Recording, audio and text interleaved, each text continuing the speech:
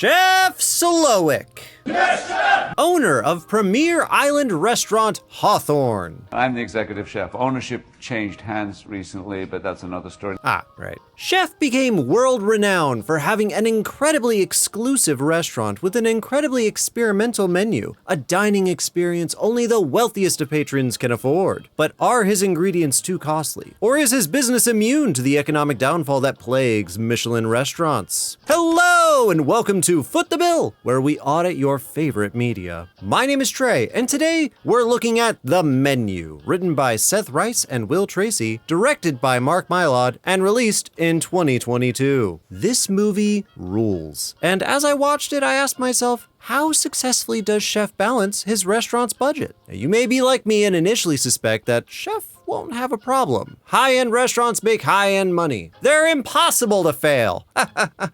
Wrong! They fail all the time, especially from success. Of the many issues that plague Michelin restaurants, the prestige of the Michelin Man's Michelin Kiss comes with a cost. Employees demand higher wages. Talent takes long hours to train, and higher quality meals require more expensive ingredients. As a matter of fact, sometimes your suppliers will start charging you more money for those ingredients just because you've got those stars. Most Michelin star restaurants don't last more than a few years after their first award. The pressure is on. Chef Slowik's situation, however, is unique. His menu uses many locally sourced ingredients, and by local, I mean straight from the private island they're on. Likewise, his staff all live on the island, eating together, working together, saving money together. That's a great way to cut costs. And we will be counting those costs just as soon as we go over the rules.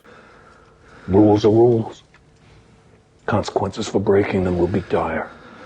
Understood?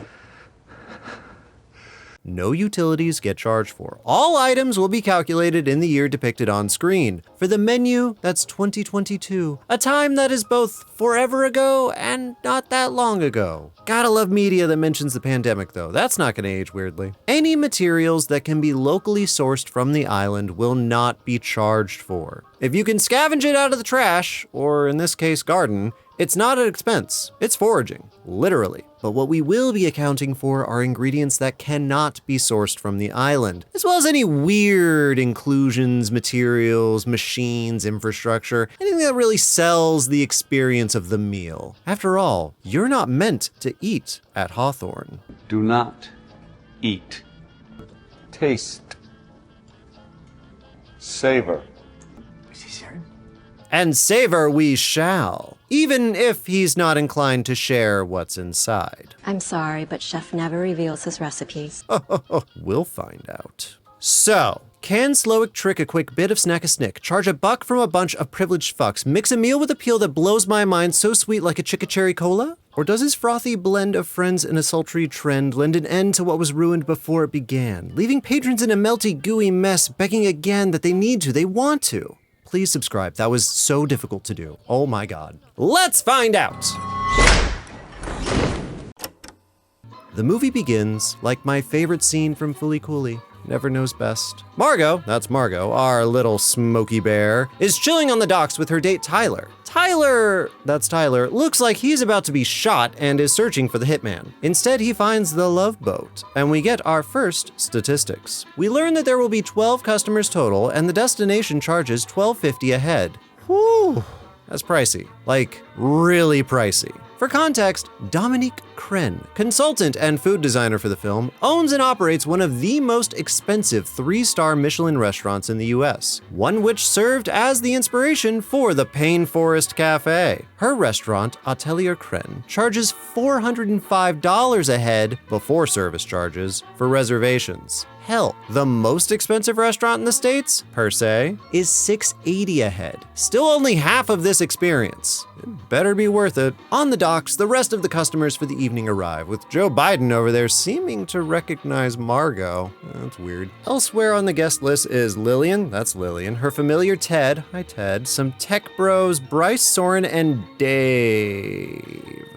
Hello, boys. Boarding the vessel, we meet another guest, the fading star George and his assistant Felicity, as well as our welcome dish, a raw local oyster in a minuet foam emulsion and lemon caviar. Neat! Tyler, don't tap someone like that. That's fucking weird. I've discovered a pet peeve. It's tapping. Ugh. We'll discover shortly that oysters, mussels, and scallops are aplenty on shore, and lemon caviar is just lemon juice and gelatin. There's nothing outrageous or exotic there, but no charge yet. Everyone enjoys their bitter oysters and the boat sets off, eventually docking at Hawthorne Island, home of Hawthorne Cove, what belies the restaurant of Hawthorne.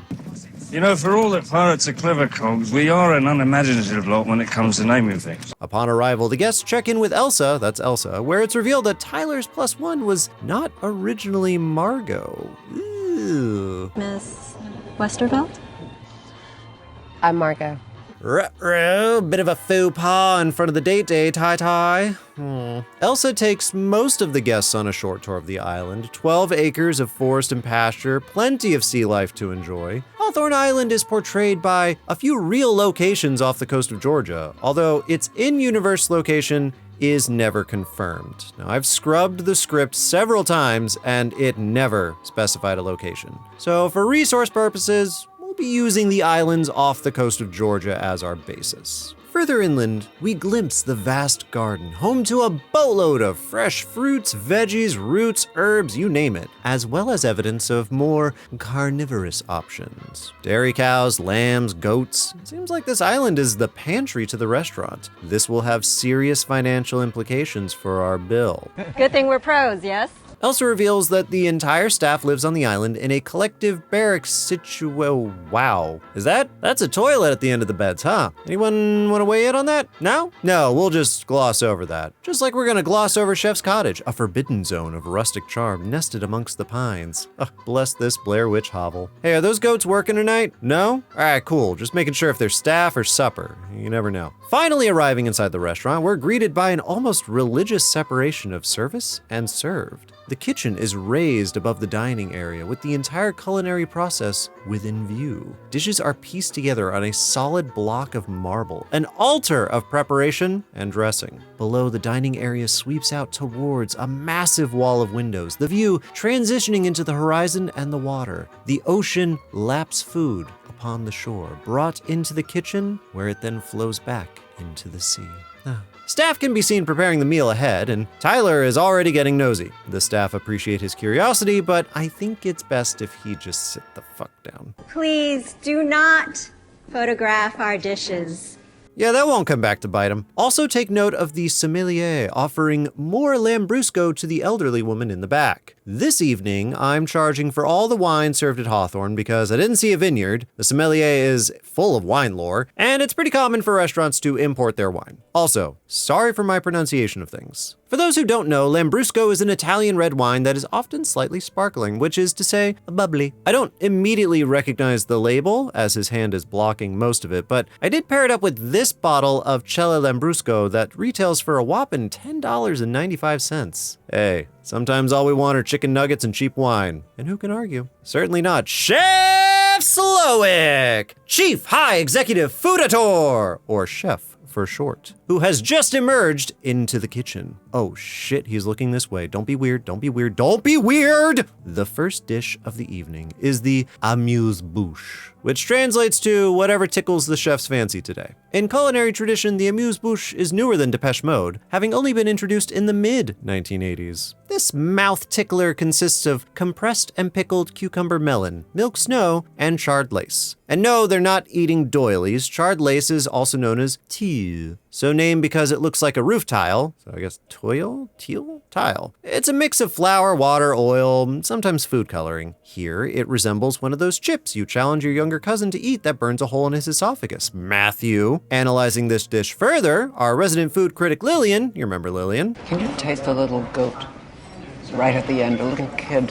Comments that the milk snow has a hint of goat to it, reinforcing the connection between the food of the evening and the ingredients on the island. Tyler, I swear to God, if you take another photo of your food, you're becoming soup! Soup! Tyler soup! After everyone wets their palates on burnt biscuits and sour sorbet, we are formally introduced to Chef's hands, mouth, and current mood. Chef, how you feeling?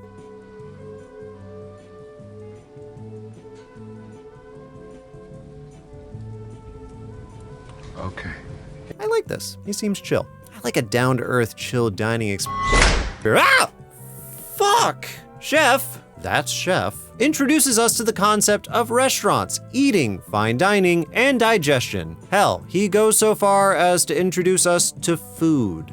Over the next few hours, you will ingest fat, salt, sugar, protein. After giving us the ingredients to the Powerpuff Girls, Chef gives us one more direction. Don't eat, taste, savor. Oh, finally, Jigsaw levels of pretension. I missed this. And look around you. Here we are, on this island. Accept all of it. And forgive. That line makes me want to cover The Reconciler, a Christian remake of Saw. Did you know there's a Christian remake of Saw? Well, now you know. Should we cover the Christian remake of Saw? The first dish of the evening is predictably light on what most people would call food. Chef calls it the island. And true to form, it's mostly rocks and driftwood with a single fresh scallop perched on top. Yum? Is that yum? Tyler, is it yum? I was fishing for earlier. Sorry. As far as expensive meals go, this is about as cheap as it gets. Or is it? Does the inclusion of rocks and sticks from the shore of the island mean that the island itself is the sourced ingredient in this meal? No, that's ridiculous. How dare you?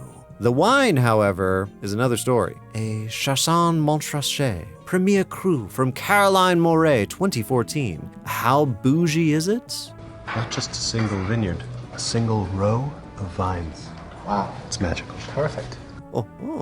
Bougie enough to know that it's at risk of being beheaded. I don't know what a single row of vines means in regards to wine. I consider Kool-Aid Jammers a fine vintage, but this stuff goes for about $79.99 a pop. I estimate there's at least 3 bottles of wine prepared for our guests, so I'm charging for 3 bottles per wine mentioned. The rest of the room is doing their best to consume their food from inside their own assholes. Flavors are there. It's very clean. It's very, thalassic.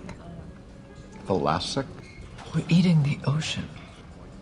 We're eating the ocean. And Mr. Hollywood, how's your ocean? And I close my eyes and I fake an orgasm, and then off to South Africa, and then I talk about how racism is not so cool, and bingo bongo, Emmy time. You know what? Forget I asked, I'll leave y'all to it. I've never personally worked in a restaurant, but I can only imagine the weird shit you overhear customers talk about. At least Grandma's staying toasty. Hey, toasty grandmas. Meanwhile, the older couple are holding down like mom and dad, desperately waiting for one of their kids to go to college so they can finally divorce. I saw Perry at De Laurentiis the other day.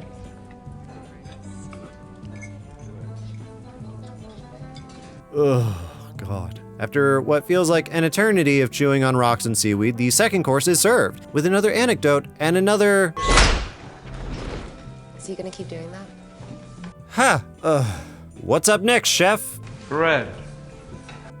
Chef describes how bread and wine was the meal of the common man, a unifier among the poorest of our species. As such, it's tradition for restaurants to serve bread to their patrons to pay homage to the commonality that connects us. I didn't know that. I don't know if that's true.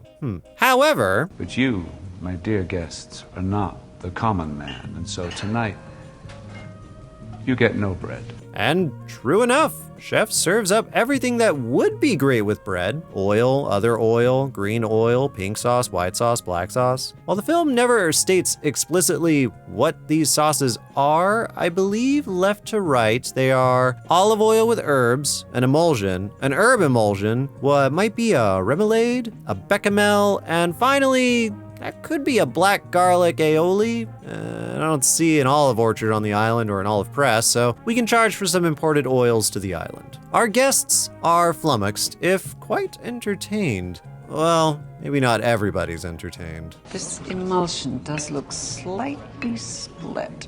Some people just can't enjoy things. Maybe she needs more. By the way, did you in the script they plan to waterboard Lillian with emulsion? Apparently it was too on the nose. Do you like script secrets? Let me know if you like script secrets. I've been thinking about doing a series about the differences between scripts and their movies that come out, but yeah, if you're into it. Tyler seems really into it though, sensing there's a story to tonight's courses. The way he weaves in historical allegories, I mean, the game is trying to guess what the overarching theme of the entire meal is going to be. You won't know till the end. Haha. You like this? Mm-hmm. Right. Seems our tech bros are also left a bit hungry. Well, maybe there's a couple of scraps in the back, or... No. No. No. Oh. No. Did you say no? I said no, yes. Okay, so we're strict on the no bread thing. All right. It's a bit expensive for a light meal, though, yeah? You will eat less than you desire and more than you deserve. Okay, see, I'm imagining that coming out of a micro cassette recorder, which is also making me imagine John Kramer as a fry cook. And now I'm picturing Hoffman as a busboy, and my day is complete. Yeah, this is a good day. Tyler gets handsy with the sauces and drops a wine glass, but Chef's not mad. Well, maybe a little mad. You haven't touched your food. There is no food. Please eat. The menu only makes sense if you eat. But you told us not to eat. That is not what I meant, madam. You know it. Way to go, Margot. Now Chef has to go mind meld with Grandma. I've never been to a restaurant fancier than a Chili's. I assume all high-end restaurant chefs mind meld with grandmas. That's how recipes get passed down, right? I should call my grandma. By the time the third course comes out, things are starting to get weird. Are those phone cords? Are they gonna be eating off of the phone cords? I don't know if you can eat off a phone cord. I remember those things from back in the day, and they got really nasty real quick. Must be a limited thing. Thank God it's all just hypothetical anyway. God, Chef slaps our attention back to the pulpit and introduces us to the third course, memory. Chef explains the next course is inspired by a memory of his childhood. Tuesday was taco night. Oh, yeah. Taco Tuesday. Aw, man, I love Taco Tuesdays. Chef introduces us to his mom. Oh, hi, Mom. And goes on to describe how she would make some bitchin' tacos. Well, one Taco Tuesday, Chef's dad came home drunk and started strangling Chef's mom with a phone cord. To get him to stop, Chef stabbed him in the thigh with kitchen scissors. Well, I suppose I should have stabbed him in the throat that evening. It was, as you can imagine, a very memorable taco night. Aha. Well, Chef announces the dish is chicken thigh al pastor with red and green salsa and served alongside some very special laser engraved tortillas. Okay, now things are getting interesting. Chef is serving lasers. Can I help you, sir? Yeah, what the hell are these? I just told you they're lasers. These are tortillas. Tortillas deliciosas. Yeah, so what are these? These are tortillas. My wife Annalise is telling me that tortilla is not the Spanish word for laser. My day is ruined. Well, laser etched onto the tortillas are some rather expensive, sensitive secrets. Let's see, we've got shuttered restaurants, evidence of infidelity, photos of Tyler taking photos, a god-awful movie, and bank fraud. All right, let's break it down. The chicken is island-born, no charge. The scissors, however, are not island-born and must be accounted for. 1 per thigh, that's 11 total. Odd number, but hey. Let's see what else. Tortillas could be from the island's resources. It's not hard to make flour, and these people seem like the type. The telephone cord plates are a choice. I can charge for the base plates as well as the cords. According to the script, the red and green shapes in the white dish are, drumroll, salsa! Hey, who would have thought? Now, that laser engraver is not kitchen standard. We should charge for that. I can't imagine Chef getting cheap on us, so let's go with a model that can really fine-tune the detail we see on those tortillas deliciosas. Speaking of, we need to discuss the invasion of one's privacy. Now, why are we discussing privacy invasion in a recipe for tacos? I'm sorry, but Chef never reveals his recipes. Well, booyah. Stolen info is in the menu, and your bank info is an ingredient in these tacos. You might recall how I spoke about how your data and information is always at risk in the Squid Game video. If you didn't see that, go check it out. We did really good research there. But to summarize, your data is always for sale somewhere. It's not a matter of whether it will become available, but when. The best part? It's pretty cheap, sorta. The easiest part here are the cameras snapping pics of our elderly future divorcees and Tyler. Stupid Insta-douche Tyler. Click! Ugh. The script again offers insights, where upon seeing those invasive tortillas, Margot spots some security cameras on the ceiling. We don't look too hard for them in the film, the camera doesn't really pan up that often, but it's not unreasonable that there's cameras in the dining hall. Next, we need to discuss the Tech Bros bank account info. You'll be depressed to know that your bank account info is probably very cheap.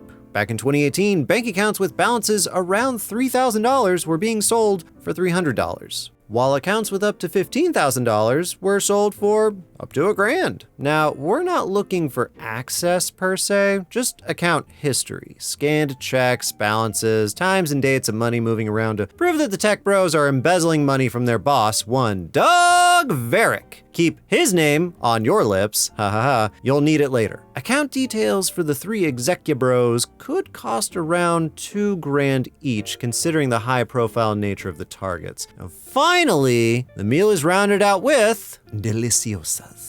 Margot's tacos didn't sit well on her tummy, and she excuses herself to the bathroom to powder her nose. Bereft of nose clams, she settles for a jazz cigarette while a pair of angel wings are carried across the lawn. Damn, that shit works fast. Chef walks in to check on her and figure out why the child abuse tacos didn't sit well. It's also a little miffed that she's killing the vibes, yo. Acting real shady, Margot. If that is your real name. Margot insists she is who she says she is and promises Chef she'll make room in her web of lies for some tacos. Please get the fuck out of my way.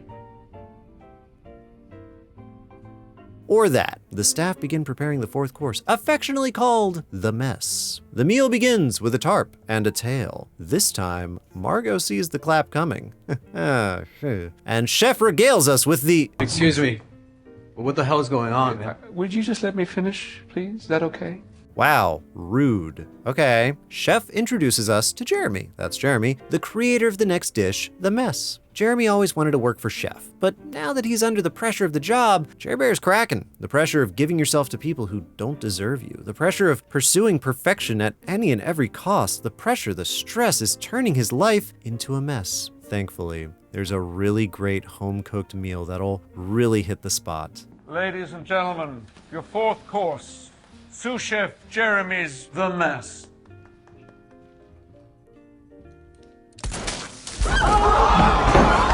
The mess consists of a plastic tarp, a plastic curtain, a Smith & Wesson Model 6A6P, pressure-cooked veggies, roasted fillet, potato confit, beef juice, bone marrow, and to taste some Domaine Breton Cabernet Franc, we'll be charging for the tarp, the curtain, the gun, and the wine. Enjoy! That was a shock. I didn't see that coming.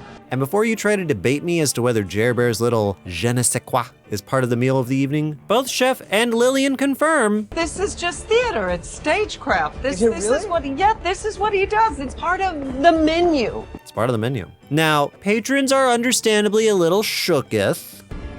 Eat! Except for Tyler, he seems pretty stoked. Oh, and the divorcees Richard and Ann, that's Richard and Ann, would like to leave. Rude. You can't just get up and leave in the middle of a meal. It really messes with the feng shui. They chopped his finger off. Oh boy. Is that also part of the meal? Oh, they took his ring finger. Well, that's one way to finalize the divorce. Chef calls over Margot for a stand-and speak, where it's revealed that Margot is spoiling the pot. This menu, this guest list, this entire evening has been painstakingly planned, and you are not a part of that plan. And it's spoiling everything. In order to proceed, I have to know where to seat you. With us or with them. Margot really hopes this is a way out of Bubba's kitchen, but no, escape is not on the menu. We're all gonna die tonight. Chef gives Margot 15 minutes to decide what's what and shows his staff his appreciation. I love you all. We love you too, Chef! Margot slaps Tyler, which, justified. And we move on to the palate cleanser, starting with an attempted B&E, that's a breaking and exiting, followed by a little Q&A with Chef, peel back the curtain, so to speak. The tea served is wild bergamot and red clover, but I'm more curious about the snacks. Hey Chef, is it illegal to serve crane? Yes, it is. Oh, okay. Then it must be super illegal to serve crane with angel. Yeah, that little piece of heavenly tail is done! Doug Varick, angel investor. Ha! Man so rich he's buying everyone else's way into heaven, if heaven is a watery grave off the shores of Georgia. Ooh. Bye, Doug. Doug used to be the owner of Hawthorne, technically, until Chef took ownership of Doug, thereby regaining ownership of Hawthorne. But since we're only calculating ingredients in Chef's meals for this special night, Doug's purchases don't count. Sorry, Doug. Say hi to the cod. It wasn't cod, you donkey. It was halibut. Okay, charge for some angel wings, some spotlights, and a used boom crane. It's not the best way to serve your dip, but who am I to judge the tastes of the rich and famous? That silence means I'm free. Back on course, Margot's in Chef's office, and her cover is blown. You thought I couldn't tell? Oh, I know a fellow service industry worker when I see one. Margot is an escort, paid for her companionship, and any other services she sees fit to provide with that service. Tonight, Tyler is her customer. On previous nights, Old Man Withers over there was a customer. And in a bleakly honest moment, Chef and Margot connect. Do you enjoy providing your services? Yes. Or I used to. Do you enjoy providing yours? Oh, I used to, but no. The script is full of hints that there's a link between Chef and Margot, not in the sense of a familial or a past relationship, but just one of shared burnout in parallel industries, a career that demands passion for a price. And I get it. Chef leads Margot and the rest of the guests outside for some fresh air, and the sixth course of the evening, Man's Folly. Catherine, that's Catherine, one of Chef's sous chefs, shares a story about how a few years ago, Chef came on to her. She turned him down, he tried again, she turned him down again, but he didn't fire her. He just ghosted her, keeping her employed, a tactic all too common in high-stress work environments, as well as reflecting on Chef's internalizations of his own abusive father's habits. She stabs him in the thigh with a pair of scissors, charged for that moment of coming full circle, and Chef explains the rest of the meal. Playing on the classic trope of, I'll go get help, Chef permits all the male guests to try to escape the island. Good luck. The female guests are led back inside to be served Dungeness crab, umeboshi, yogurt whey, dried sea lettuce, and kelp. No wine is specified. Now this may be a surprise to you, but Dungeness crab is not native to the shores of Georgia, and as such, will need to be imported. Likewise, umeboshi is not Georgia standard. Umeboshi are pickled Japanese plums. Again, sorry for the pronunciation. It's the emoji for me. Umeboshi.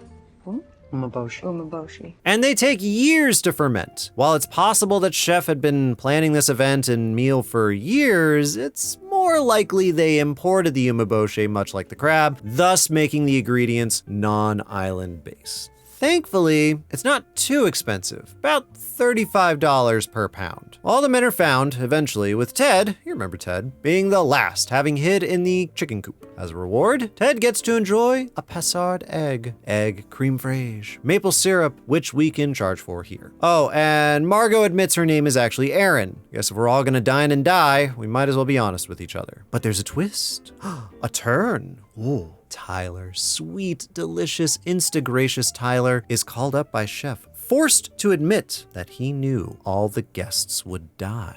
For 8 months he knew and assisted in this plot. And so, lacking a girlfriend because she broke up with him for some reason, can't imagine why, Tyler hired Margot, knowing she would die in her place. Margot takes it well, and Chef invites Tyler to put his foodie expertise to work. Chef adorns Tyler in a coat, even adds his name, and invites him to prepare a meal. Tyler, it turns out, is not a very good cook. Wow. It's actually quite bad.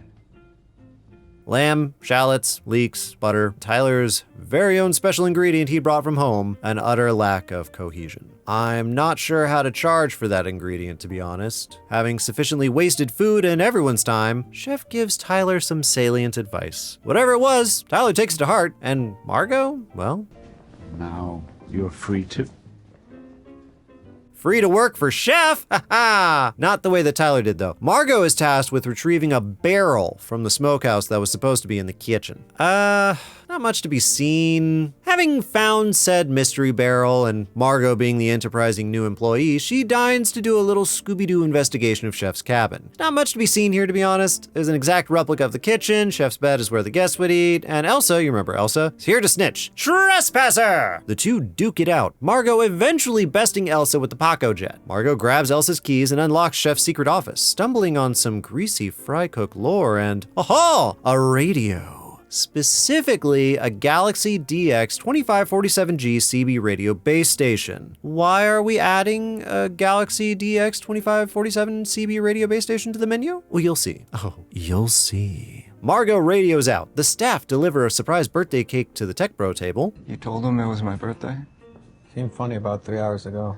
And Margot returns with the barrel. You remember barrel. Yeah. As the restaurant drifts towards the final course, Margot's Hail Mary comes through. A Coast Guard ship slides into view. Chef looks pissed. Our customers look relieved, but Chef is ever in control. Mustering the power and psyche of a captain in complete command of his vessel, he springs his staff into action, cleaning the scene, hiding blood, and creating the illusion of a very normal upscale dining experience. The Coast Guard rolls in. His name is Dale. Dale asks if there's been a violent disturbance on the island. When no one answers, he seems mostly satisfied. Why half the customers are bloodied, bruised, and haggard must not be that much of a concern. He cares only for matters of the sea and celebrity. Coast Guard Dale spots our resident movie star across the room. Lead actor in the best movie of the decade, paging Dr. Sunshine.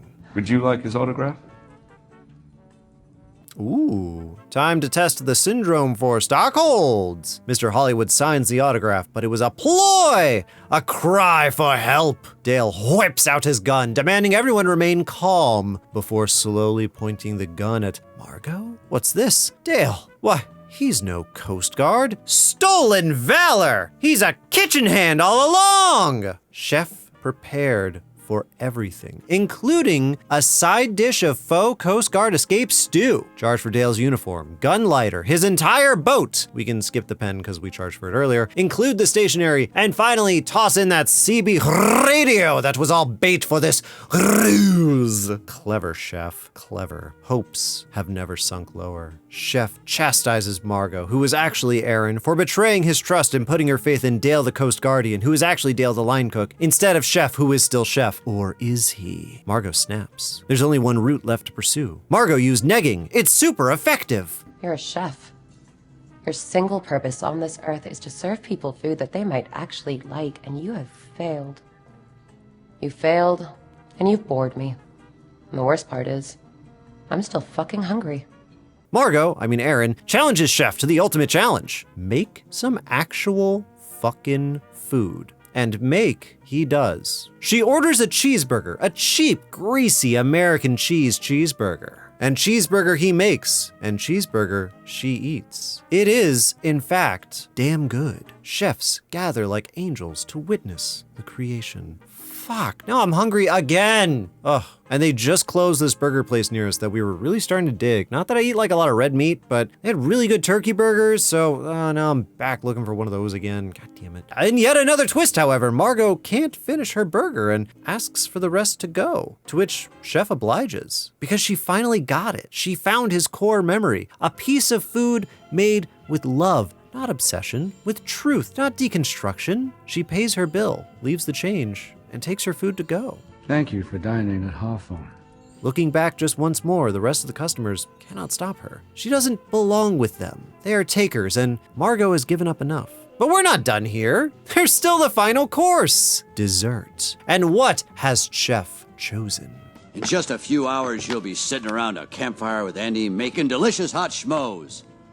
They're called s'mores, Buzz. Right, of course. What? It's a twist on a classic. The all-American late-night snack that shouldn't work but does. When you've had your supper and you want something more, what do you reach for if not the humble s'more? It pretends to be nothing more than it is. So of course, Chef has deconstructed it. Graham cracker crumbs are sprinkled onto the floor. Marshmallow vests are placed on each customer. Custom-made chocolate hats are placed on the guests' heads, with liquid chocolate drizzling all over the floor. Our barrel is revealed to be filled to the brim with fuel. That's nice. Chef carries over a coal from the oven, dropping it to the floor. He immolates the final savory piece of this Wicker Man-like sacrifice to the food gods. The island explodes, and the meal card appears on screen. S'more, marshmallow, chocolate, graham cracker, customers, staff, restaurant. Wait, hang on. Customers, staff, and restaurant. Well, hang on. Are they really ingredients? Hey, I got a new spicy hot plate of kitten. I'm in chicken. I mean, cranes, yes. Angel wings, sure. Passard eggs and Tyler's bullshit and rocks and sticks. But customer, staff, and restaurant? Huh. Okay, well, let's start with the restaurant. While Chef wasn't the original owner of the restaurant, his ownership of Varick does throw a wrench into this calculation. As such, I'm inclined to include the cost of the building at the very least, since it is listed as an ingredient. And since there's no longer an angel investor to cover the bill, it's up to Chef to pick up the tab. So for a high-end modern structure such as this, its construction being on a semi-remote private island, I've estimated the price of the restaurant at approximately $3.3 million, just based on the building, the expense of shipping and construction on a small island, the inclusion of gas, water, and other utilities. I know we don't normally charge for utilities, but it's a part of construction. It's a building. It's a building. It's a whole building. Now, about the rest of those ingredients. Are people really ingredients? Well, I suppose there's precedent. After all, Chef did tell us earlier. Think of yourselves as ingredients in a degustation concept. Now, for those of us who aren't regularly visiting high-end fancy restaurants like TGI Fridays, a degustation is a tasting of Chef's favorite dishes. And if the humans involved are indeed ingredients in a degustation, and they're definitely ingredients in the s'mores, well, they must be accounted for. But how could we possibly put $1 on something so precious as a human life? Where do you even begin? I have good news. We don't have to, because the US government already has. In fact, they update it every year. The value of life is an economic value used to quantify the benefit of avoiding a fatality. This number can shift depending on who's calculating it, obviously, but the most solid metric I've found comes from the United States Department of Transportation. Now, according to the departmental guidance on valuation of a statistical life in economic analysis, as released by the US Department of Transportation, the value of an American life is updated annually. At the time of the menu, approximately 2022, the value of life was established at $12.5 million. That is the sum value of an entire life, both past and potential future. Now, let's do a quick head count. Excluding Margot, there are 10 customers' bodies in that restaurant, as well as the 24 staff, including Chef. We can also include Varick as well, since he's part of the whole experience. That results in $125 million for the guests, $312 million for the rest of the attendees, and yeah, that's the menu. Margot's munching on a working class burger while the wealthy of the world burn up in a whirlwind. But we're not done here. Before our final course, there is the matter of the bill.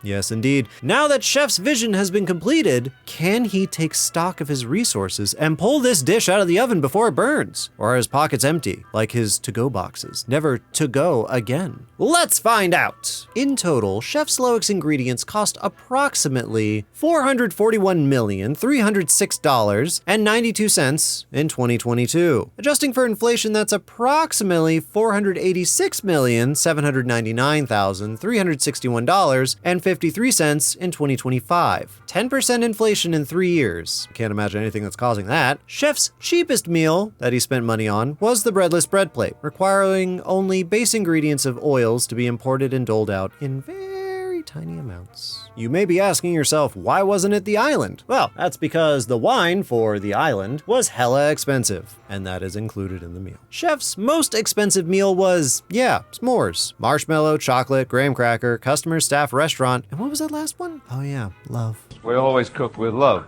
don't we?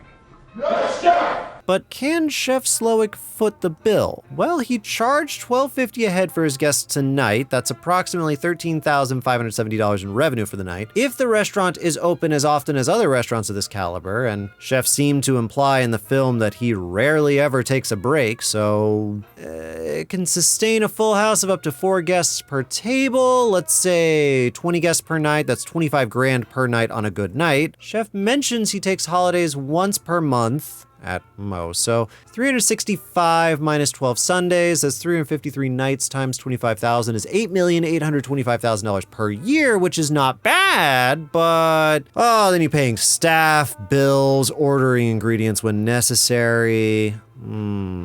Yeah. No, Chef Slowik cannot foot the bill. At least not for this. Sorry, Chef. At least you're loved. I love you all.